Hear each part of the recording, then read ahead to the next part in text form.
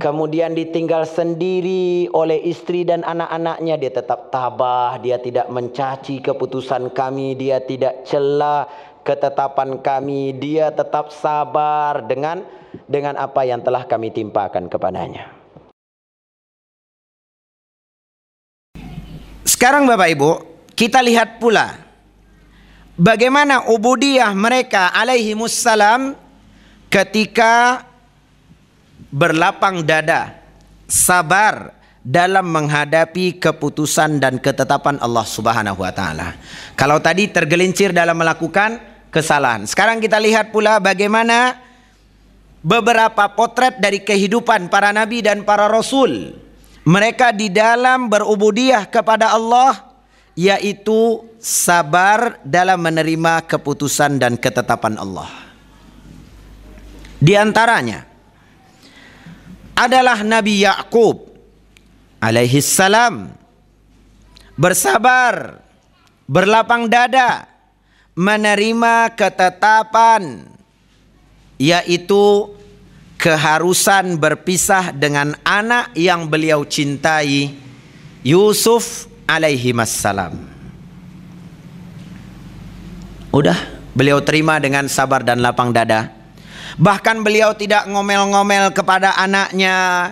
Beliau tidak mengadukan kepada tetangga atau manusia yang ada di sekitarnya. Mereka cukupkan, ya, beliau cukupkan aduannya hanya kepada Allah Subhanahu wa taala. Allah mengatakan dalam surat Yusuf ayat 86, qala innama ashku bathi wa huzni ilallah. Berkata Nabi Yakub, sesungguhnya hanyalah kepada Allah aku mengadukan kesusahan dan kesedihanku. Enggak, aku tidak cerita kepada orang-orang, kepada manusia yang ada di sekitarku. Aku hanya cukupkan Allah tempat aku mengadukan kesusahan dan kesedihanku. Wa a'lamu minallahi ma la ta'lamun. Dan aku mengetahui dari Allah apa yang kamu tidak mengetahuinya. Sebenarnya beliau telah tahu dari Allah Subhanahu wa taala bahwa ini adalah jalan yang harus beliau tempuh. Dengan apa? Dengan cara beliau harus berpisah dengan anak yang beliau cintai dan beliau sayangi. Tetapi apa? Beliau tunjukkan kesabarannya dengan apa? Beliau tidak bercerita kepada manusia. Beliau laporkan kesedihan, kegundahan, kegalauannya kepada Allah Subhanahu wa taala.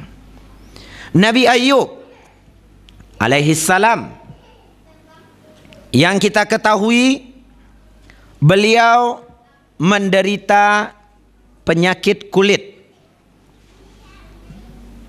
Sakit yang bertahun-tahun lama penyakit itu beliau derita.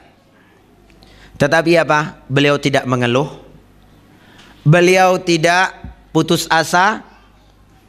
Beliau tidak meronta-ronta, enggak. Beliau tetap sabar dan berlapang dada. Sehingga Allah memuji sikap dan akhlak beliau. Allah mengatakan di dalam Al-Quran, "Wadhkur abdana Ayyub idh nada rabbahu anni massaniya syaitanu binusbin wa adzab." Dan ingatlah akan hamba kami Ayub ketika ia menyeru kepada Rabbnya, sesungguhnya aku diganggu syaitan dengan kepayahan dan siksaan. Kemudian Allah katakan, urkud birijlika, hantamkanlah kakimu, hentakkanlah kakimu itu. Hadza mughtasalun baridun wa syarab. Allah katakan inilah air sejuk untuk mandi dan untuk minum.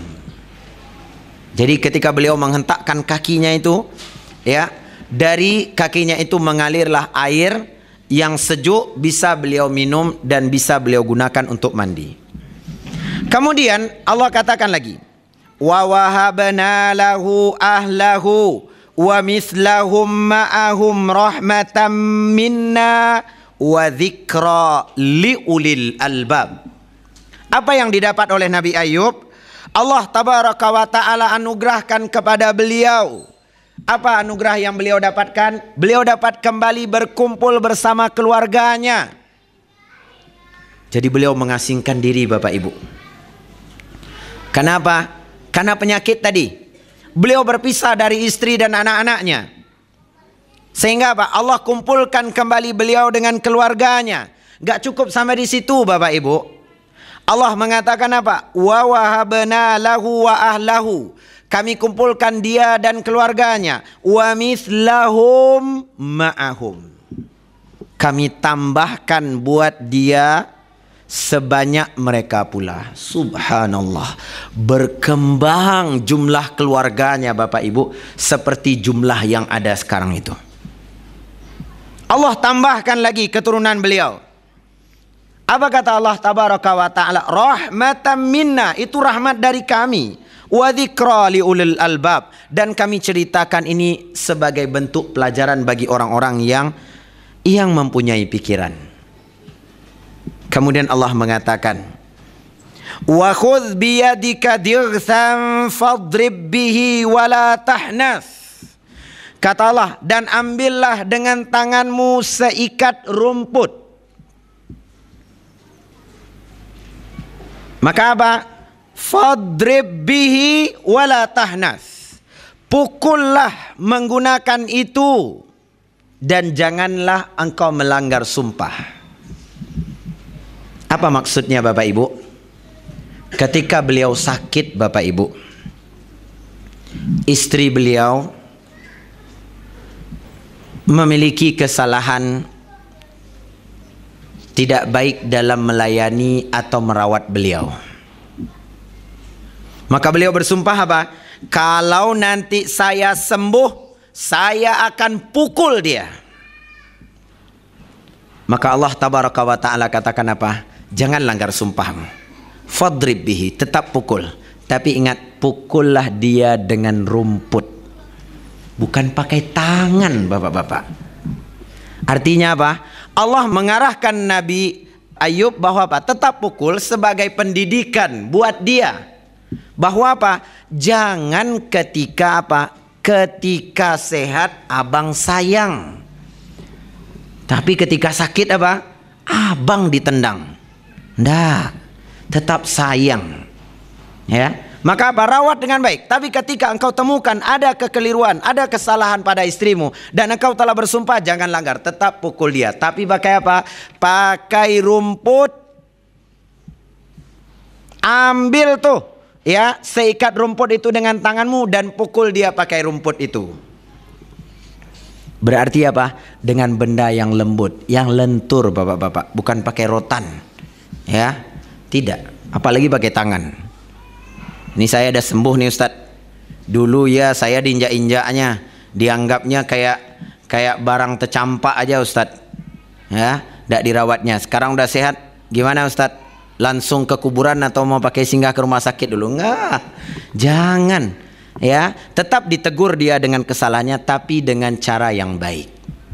Nah, Allah katakan apa? Jangan langgar sumpahmu, tetap lakukan itu. Kemudian Allah katakan apa? Ini yang ingin kita ambil Bapak Ibu. Apa kata Allah tabaraka wa ta'ala? Ini adalah rekomendasi dari Allah. Inna wajadnahu sabira. Kami mendapati Ayub itu adalah seorang yang sabar.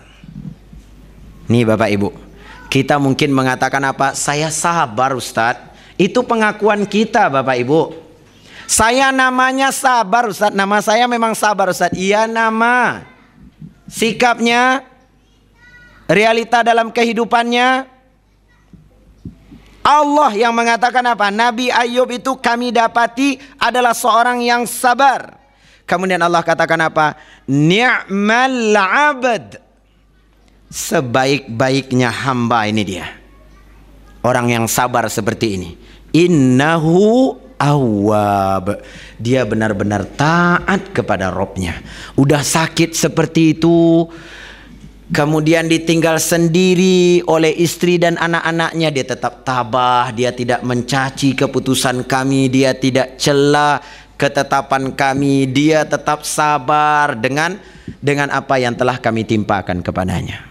Ingat, Allah katakan ini bukan hanya sekedar cerita yang kita masukkan telinga kanan keluar telinga kiri, bapak-bapak dan ibu-ibu. Tapi apa? Allah katakan ini adalah zikra liulil albab. Kalau memang kita punya pikiran, coba direnungi cerita ini dan kisah ini. Ini ubudiyah mereka, para nabi dan para rasul. Maka ya tidak diragukan, mereka dari seluruh manusia adalah orang-orang yang baik dalam penghambaan dirinya kepada Allah Subhanahu wa taala.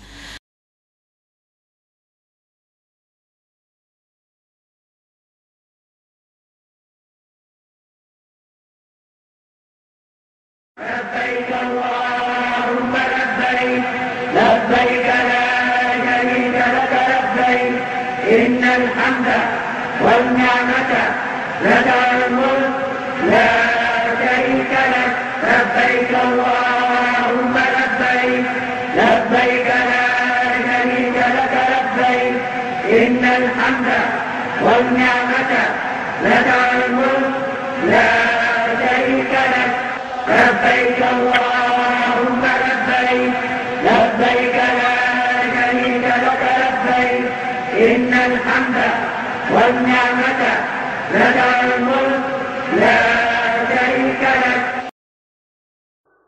Sebaik-baiknya hamba ini dia, orang yang sabar seperti ini. Innahu awwab, dia benar-benar taat kepada Rabb-nya. Udah sakit seperti itu, kemudian ditinggal sendiri oleh istri dan anak-anaknya, dia tetap tabah, dia tidak mencaci keputusan kami, dia tidak cela ketetapan kami, dia tetap sabar dengan apa yang telah kami timpakan kepadanya.